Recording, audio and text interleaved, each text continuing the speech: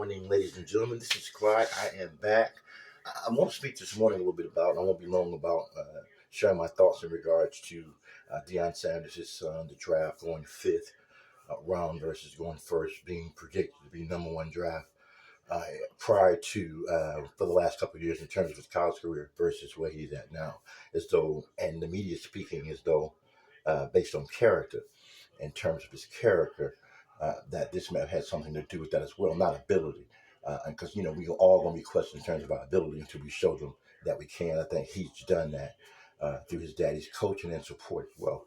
My concern is, and my thoughts are no different, being a black man in regards to how his fathers, uh, how we're criticized in terms of that. And then I think Dion has actually walked out and showed as an example as a father, no different than the many other cultures, white, black, Chinese, Mexican, that when you have the time to spend and finance to support your family and give your child your time because you love him.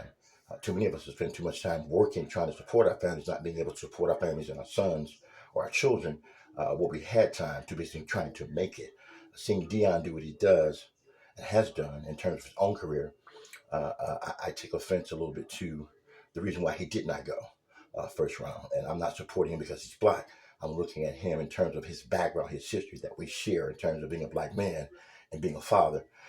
I will say this, we should be careful being black about how we see uh, our counterparts, our people who succeed in areas that we have not.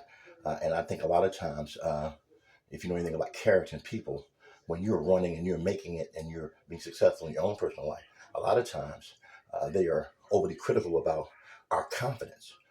And so, again, I say this to you, being an observer of behavior, character, and people, and how we are in our own communities, that sometimes low self esteem has a tendency to call confidence arrogance. And it calls confidence arrogance because of what it feels about itself, too. So, my thing is, and I'm never ashamed of seeing a brother, I think we can overly boast. And talk off the side of our necks a lot of times in terms of how overly confident we may are. But I'm always proud to see a man, especially a black man, who supports his family without the criticism that goes along with that too as well. I said, because there's no room for me to point my finger when I'm going to point my finger at myself about the mistakes that I've made being a father myself. So again, going to be short with this, but want to be accurate about what I'm saying. And for those out there who are looking at themselves, who are coming up the ladder in terms of their own personal confidence, don't allow anybody to rob you of what you think about yourself in terms of how good you are and what you're capable of. A lot of times we should be quiet and just support those out there who are winning, and then look at myself to see what I can do to make myself win, how I can win as a person too as well, no matter what category or gender or profession that you're in. So again, my thoughts are that I feel with Dion and what's happened, that he has every right to be not angry, but to retaliate. And I say, and let me, for a shorter, better word, retaliate, but to comment on the criticism that he's hearing about his son and why he didn't get picked. And so again, I'm in full support of that. Here's the bottom line for me overall. Anytime a man stands on the word of God and what he believes, and it's working in his life, it gives God all the credit. He's just the instrument of the tool in regards to what he's believing in, having faith in, and then walking out the plan of action that he has. So I'm going to always support that. And I'm going to always bet on black. Yeah. That's a misconception about how pure white is. That's a misconception. Yeah, because y'all came from us. Yeah, you can't get every color out of the black. Every color that exists comes out of the black.